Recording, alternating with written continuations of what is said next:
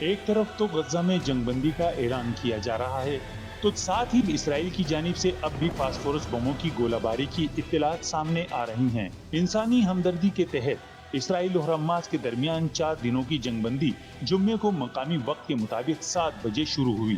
قطری اعلان کے مطابق جنگ بندی شمالی غزہ کے ساتھ ساتھ جنوبی غزہ میں بھی برابر نافذ العمل ہوگی۔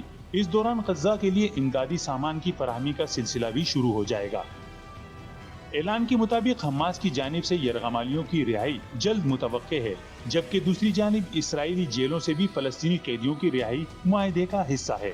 حماس نے بھی اپنے ٹیلی گرام چینل سے عسکری کارروائی روکنے کا اعلان کیا ہے۔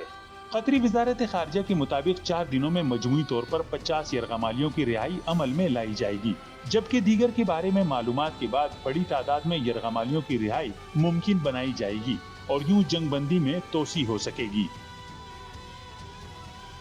بظاہر جنگ بندی میں دونوں طرف سے فوجی کارروائیاں روکنے پر اتفاق کیا گیا ہے، مگر ساتھ ہی اسرائیل کی جانب سے فاسفورس بموں سے حملوں کی اطلاعات اور سوشل میڈیا پر ویڈیوز بھی پوسٹ کی جا رہی ہیں۔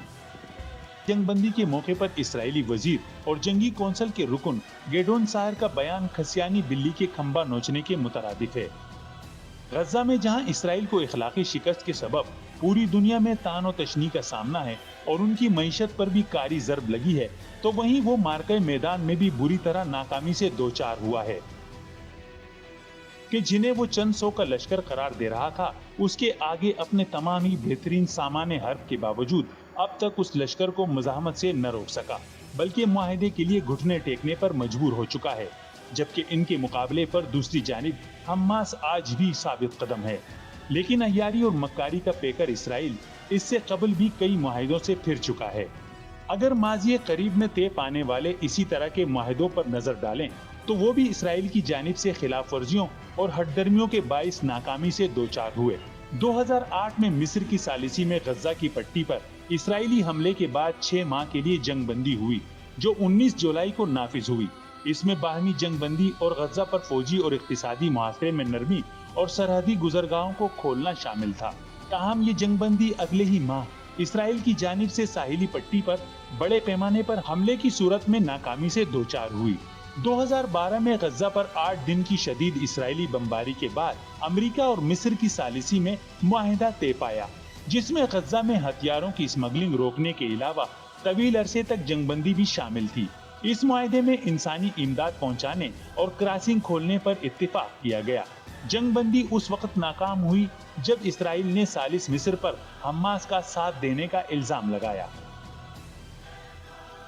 2014 میں غزہ میں 50 دن تک جنگ جاری رہی، جس کے نتیجے میں 2000 سے زائد افراد جاں بحق ہوئے اور ایک مرتبہ پھر جنگ بندی کا معاہدہ ہوا، جس میں جنگ بندی، انسانی امداد اور تعمیر نو کے سامان کی نقل و حمل کے لیے کراسنگ کھولنے کی شرط رکھی گئی۔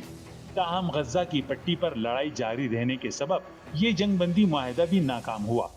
حالیہ جاری جنگ کو 49 دن مکمل ہو چکے ہیں اور اس دوران 14,854 فلسطینیوں کے شہید ہونے کی اطلاعات ہیں۔ شہید ہونے والوں میں 6,150 بچے اور 4,000 خواتین بھی شامل ہیں، جبکہ 36,000 سے زیادہ فلسطینی زخمی ہو چکے ہیں۔ 4,700 بچوں اور خواتین سمیت 7,000 کے قریب فلسطینی اب بھی لاپتہ ہیں، جن کے متعلق خیال ہے کہ وہ بھی شہید ہو چکے ہیں اور ان کی لاشیں تباہ ہونے والی عمارتوں کے ملبے تلے دبی ہیں۔ بظاہر حماس اور اہل فلسطین کو اسرائیل کے مقابلے میں زیادہ جانی و مالی نقصان کا سامنا رہا ہے، مگر در حقیقت اسرائیل کی حالیہ کارروائی کے بعد اس کی مکاری اور سفاکی پوری دنیا پر عیاں ہو چکی ہے اور سڑکوں سے کھیلوں کے میدانوں تک ہر جگہ اس کے خلاف اور فلسطینیوں کے حق میں مظاہرے کیے جا رہے ہیں، اور ساتھ ہی اسرائیلی مصنوعات کے بائیکاٹ کا سلسلہ بھی جاری ہے، جس سے اسرائیل پوری طرح لرز کر رہ گیا ہے اور اس کی معیشت تیزی سے زبوں حالی کا شکار ہے۔